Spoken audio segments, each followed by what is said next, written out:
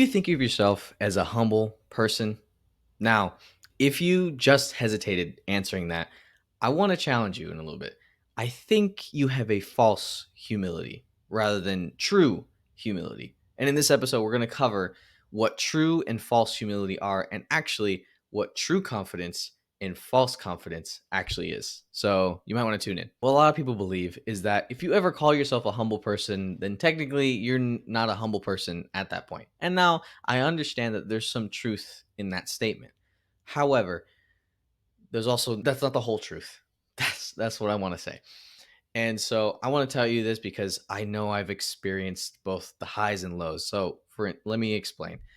When I was a really young kid, I just had a blastering ego. For whatever reason, I don't understand. I guess I was just really cute and a lot of people just called me cute, and so I just thought I was like the world or whatever like that. I would get fights with kids because I just thought I was just so much better with that than them, and then honestly, that pride got knocked out really quick because I just got beat up in those fights because I didn't know how to fight at all. Then once I got introduced to Jesus, got into church and everything, raised my standards of my living and stuff like that and my morals, I understood that having that kind of pride was not exactly correct. It's not helpful, right?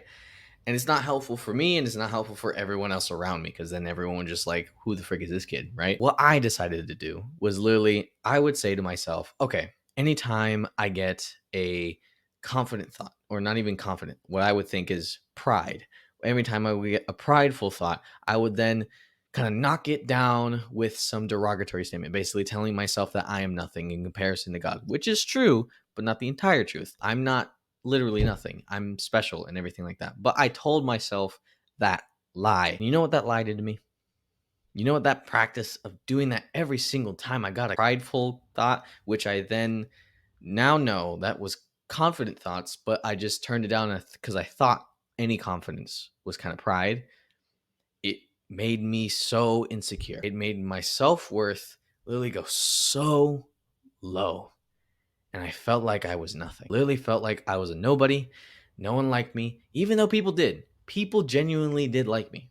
I was a likable person. However, when they did tell me those things, I didn't believe them. And that's the problem. I didn't believe them because I already bought the belief that I was nothing. And that was my problem. I tell you this because I've experienced kind of like the low of low self esteem, low self worth. And I've experienced having an ego that everyone hates and that, really blindsides you from everything. I've literally experienced both in the life. And I know probably some of you have experienced both sides of the spectrum or at least one of the other sides of the extremes. I can tell you now, I know the difference. I know what true humility is and true confidence is. And I know what kind of lies I was believing when I was trying to be humble and other lies I was believing when I was showing off my confidence. In this episode, we're going to go over something very, very nice. And that basically is everything on a whiteboard. I don't want to break it.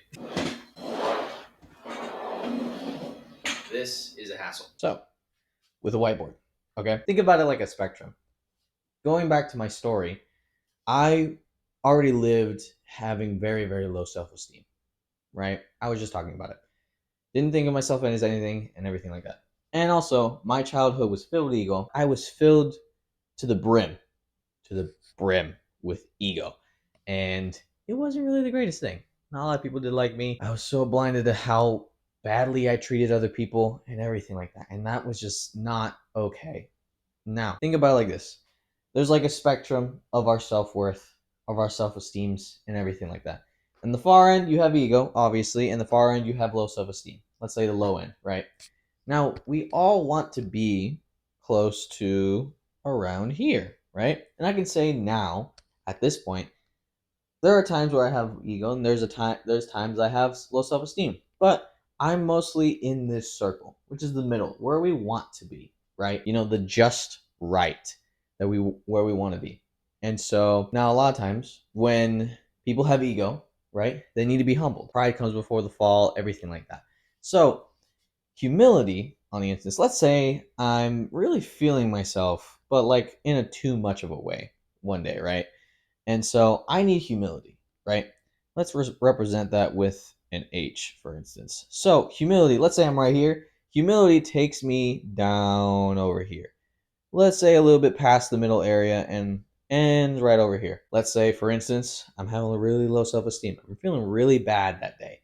Like it's not really the greatest day at all. I'm just really saying a lot of negative things, like all of us do. So confidence, for instance, brings us from all the way down here and could be a little bit past over there, right? Let's represent this with a C. Now, this is what I would tell you is real confidence and real humility. Now, I'll show you what false humility and false confidence do. So, false confidence, for instance, is basically overhyped confidence. Confidence that's based in no real fact, to be honest. And that can really just keep bringing you towards ego until you eventually arrive if you have nothing stopping you. And so here, this dotted line, that's false confidence because it's based on nothing. It's not based in reality. It's not based on fact. Okay. And humility, for instance, false humility, which is also not based on fact, based on reality or anything like that, brings you all the way towards low self esteem until you get there. And then until you get probably depressed because you think you're nothing, which happened to me. So let's represent that with a D. Now, what makes true humility different than false humility? Okay? What makes true humility is the fact that you know that you're not everything. You really do. You're not everything. I'm not everything. Everyone else is messed up. So have I. I'm not the best. And obviously, I'm trying to give my best, but I'm obviously not going to hit it all the time. I'm going to mess up. I'm going to do some things wrong. I'm not perfect. And that's fine because everyone else is not perfect either. And so that brings you down. Now, false humility, like what I used to believe was that okay, I'm not perfect. I'm not all that. I'm nothing. I don't deserve to be here. People don't look at me. I shouldn't think of myself as really good because no one really should look at me that way.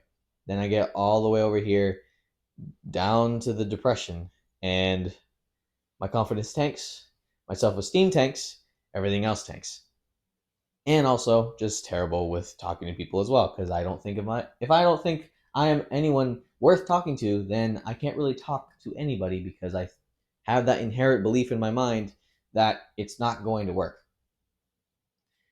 Now, what defines real confidence from false confidence? Again, now this part is based in facts. Same thing with this one. Confidence. You can be confident in yourself. You really can. Because there are certain things that you have done that you can actually say that you've been proud of yourself. Let's say you went to the gym this morning. A lot of people don't do that. 70% of the United States is overweight and obese and don't go to the gym.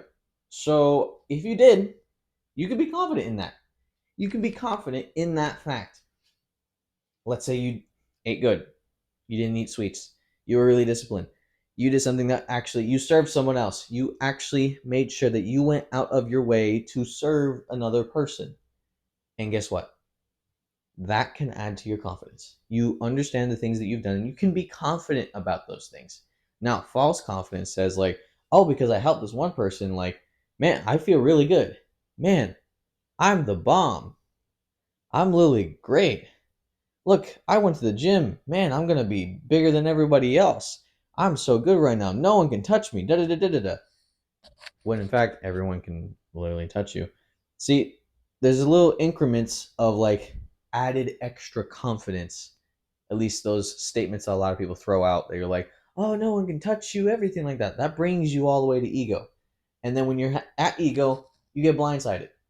Why do I know that? Because when you have ego, your brain gets so freaking big, dude, that it literally blinds you from everything. You can think you're big brain, but you're not big brain. You just have a big head. And that's not really the greatest thing to ever have. And so you kind of inkling all the way over there to ego. But again, these ones are not based in fact and reality. The solid line is. And the solid line is. Not the dotted line. These are all false, but these are true. Now, here's the interesting thing. Each of these counteract one another, but they also work in tandem. They work together, which is the greatest thing that you could ever do, right? You could ever have. So you want to stay in this area, right? You want to stay in this area. You want to be right in the middle. Obviously, we're not going to be in the middle all the time because we got those days. We got those days where we wake up a little bit more on this side. Maybe some days we work up right over there. And maybe we need to be humbled. And other times we need to just insert ourselves and remind ourselves of the confidence that we have. Okay? And so we kind of swirl around in here. And when we wake up some mornings that we have a little bit extra confidence, and maybe it's like inkling towards over here, we use the humility that we need and remind ourselves that, like, hey, we're not everything. So we bring ourselves back over here, still in the circle, and then we still remind ourselves, nah, we can be confident a little bit. So we're kind of circling in the middle. And then we're not all perfect, but sometimes we can be right here in the middle. We know who we are. And I'm saying that this middle is basically knowing your place. Not to say like to put anyone down. No, but it's like I'm not all that, but I'm not nothing either. I know my place in the world, in the universe. Because ego says you're like God. You are everything. You are awesome. You are so, so, so big. While low self esteem says I am nothing and I am not worth anything and everything like that, when it's not right at all. The real thing is we need to be in the middle, knowing that we aren't nothing and knowing that we're not everything either. Because it's not an either or, it's a both and. I am humble and I am confident. Because a lot of people, and a lot of people who are insecure, can only see confidence as ego because they're on this side.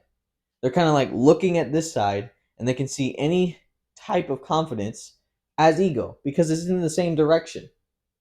While people who have ego can look at people who are humbling themselves respectfully, and they can look at themselves like, that guy doesn't look at himself like how he should. And he's like, oh, that guy has poor self-esteem. Oh, poor him, whatever like that. No, he's just humbling himself like he should and actually being a person of integrity. And a lot of times we can see the difference and think of the complete opposite of what it actually is. And that's not right at all. Again, it's fluctuating. These all work together to help us be the person that we're made to be. Because you have value. You are not nothing. You have value. Now I want to tell the people who may have an ego, and trust me, when you have an ego, you don't see it until everything starts falling around. You're like, whoa, everything I thought was wrong. Or until someone who you love and trust tells you something that you know is humbling you. And you have to decide to then humble yourself, or else you will be humbled by something you cannot control.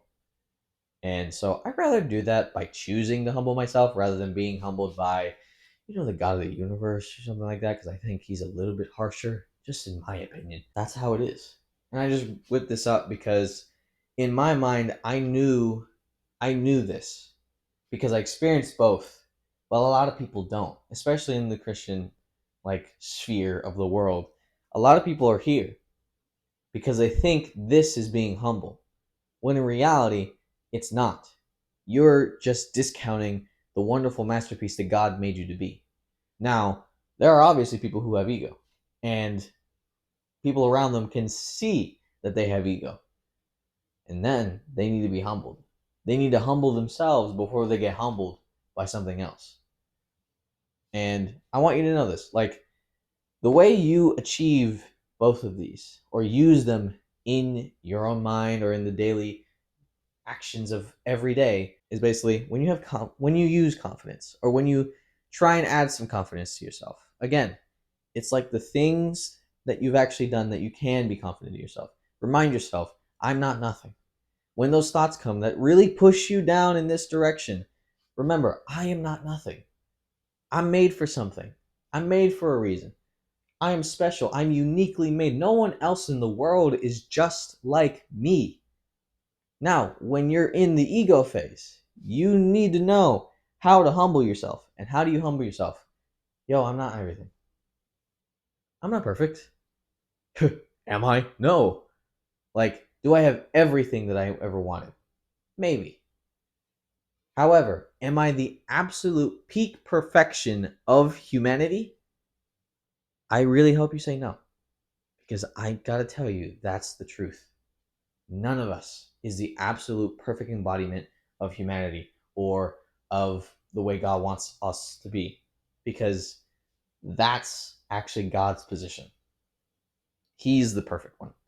And we're significantly smaller than him. So I don't think we can really fit that in our whole system of belief and everything. So we need to humble ourselves or have people around us that love us, that we can trust, that actually will humble us when we need it. And that's the really big thing that we need. And the same thing here. When we're having low self esteem, we need the people to encourage us, to bring us back up to the stable circle that we need to be in order to operate as human beings. This all helps when you have people in your corner. And so that's what I kind of want to make this community about. Whether it forms or whether it's not, that's the whole point of the video. I want to help everyone grow. I know I'm growing a lot, and I'm not saying I'm perfect. Definitely not. Heck no. But I know all of us who, at least watching this, want to grow. We want to be better. We want to become the people that we know God has called us to be. And we know that we have purposes, purpose I, or whatever. And we're not going to give up. No. And we need people in our corner to keep us balanced, to keep us in this cycle and not falling into each edge where we can make really bad mistakes at either end. Careers are ruined, and sadly, lives are ended in both of these ends of the spectrum. And then here is where we're living out our purpose. Here is where we get fulfillment. Here is where we have lasting relationships. Here is where we actually live life the way it was supposed to be. And I just want to share this with you. And also, if you haven't already, I'm not going to say it anymore. But I love you guys. I really think the world of you guys. And I know that I'm not done. You're not done. So we're going to keep going. And as always, start growing. Start now. And God bless you guys.